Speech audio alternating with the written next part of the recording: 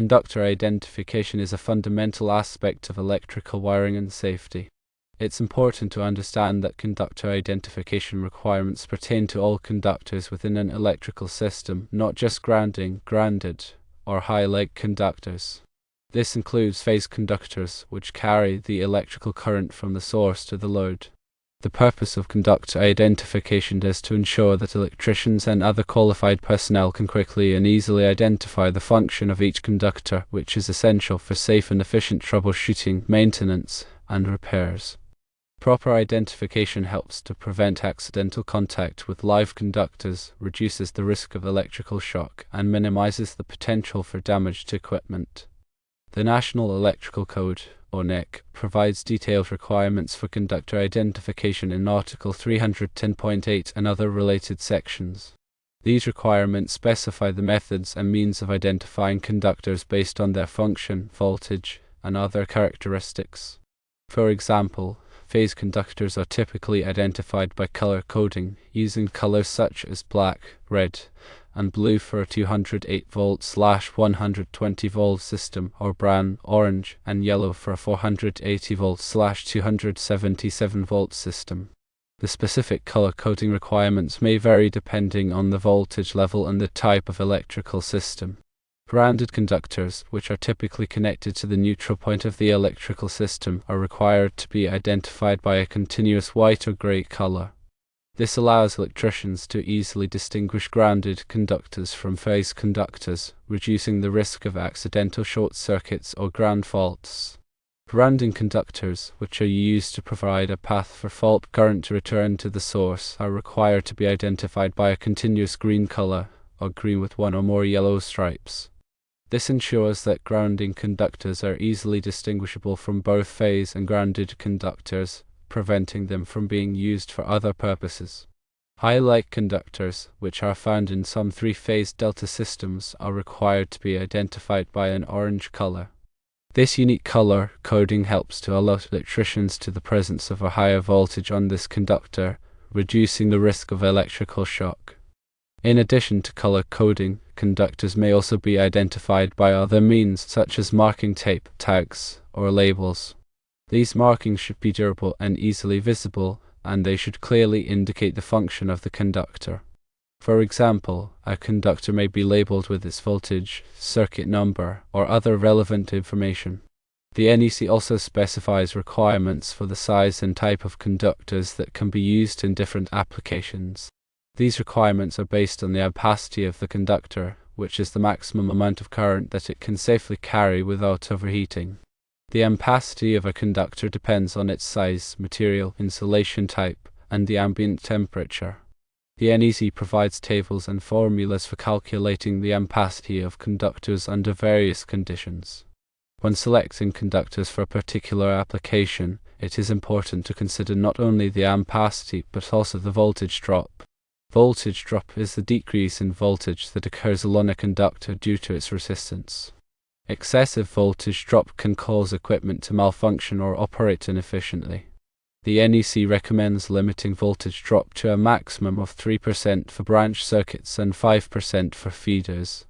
To minimize voltage drop, it is important to use conductors that are large enough for the load and to keep the length of the conductors as short as possible. In addition to the NEC, there may be other local codes and regulations that apply to conductor identification and wiring practices. It is important to consult with a qualified electrician or electrical inspector to ensure that all work is performed in accordance with the applicable codes. Furthermore, specific requirements exist for flexible cords and cables. These requirements address the types of insulation, conductor sizes, and ampacity ratings for various applications. For example, flexible cords used for portable appliances must be of a certain type and size to ensure safety and prevent overheating.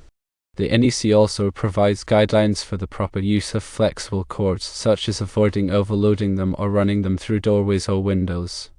In industrial settings, conductor identification is particularly important due to the complexity of the electrical systems and the potential for hazards. Industrial facilities often have a wide variety of equipment and machinery, each with its own unique wiring requirements. Proper conductor identification helps to ensure that electricians can quickly and easily identify the correct conductors when performing maintenance or repairs. This reduces the risk of errors and accidents, and it helps to keep the facility running smoothly. In addition to color coding and labeling, industrial facilities may also use other methods of conductor identification such as cable tags or wire markers. These markings should be durable and resistant to the harsh conditions that are often found in industrial environments. They should also be clearly legible and easy to understand. Another important aspect of conductor identification is the proper termination of conductors. Conductors must be properly terminated to ensure a reliable electrical connection and to prevent overheating or arcing. The NEC provides detailed requirements for the termination of conductors, including the use of appropriate connectors and terminals. It is important to use connectors and terminals that are specifically designed for the type and size of conductor being used. The connectors and terminals should also be properly tightened to ensure a secure connection. Over-tightening can damage the conductor or the connector, while under-tightening can result in a loose connection that can cause overheating or arcing. When terminating conductors, it is also important to strip the insulation back to the correct length. Too much insulation can prevent the connector from making good contact with the conductor, while too little insulation can expose the conductor to the risk of short circuits. The NEC provides guidelines for the proper stripping of insulation. Proper conductor identification and termination are essential for electrical safety and reliability. By following the requirements of the NEC and other applicable codes, electricians and other qualified personnel can help to ensure that electrical systems are installed and maintained safely and efficiently. This reduces the risk of electrical shock, fire, and other hazards, and it helps to protect people and property. It's also worth noting that specific training programs and certifications are available for electricians and other electrical workers. These programs provide in-depth knowledge of electrical codes, wiring practices, and safety procedures. Completing a recognized training program and obtaining certification can demonstrate competence and enhance career opportunities in the electrical field.